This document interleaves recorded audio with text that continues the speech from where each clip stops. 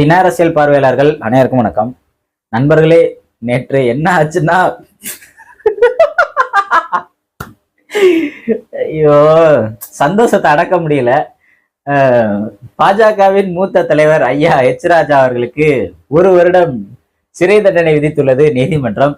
இந்த செய்தியை கேட்டதுல இருந்து தமிழக மக்கள் பல பேருக்கு கொண்டாட்டம் தான். எல்லாரும் எதிர்பார்த்ததான் என்னைக்கிடா ஒரு மாட்டுவார் அப்படின்னு. வசமா சிக்கிக்கிட்டாரு.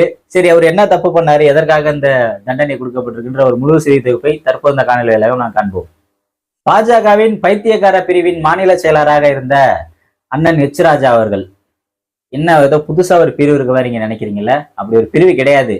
ஆனா உள்ளபடியே அவர் அந்த பிரிவுக்கு தான் தலைவராக இருக்கணும். தெரியாதனமா அவருக்கு ஏகப்பட்ட பொறுப்பை கொடுத்துட்டாங்க பாஜகவுல. ஆனா உண்மையிலேயே மாநில மனநல பாதிக்கப்பட்ட செயலாளர்னு கூட அவருக்கு ஒரு பதவியை கொடுத்துருக்கலாம்.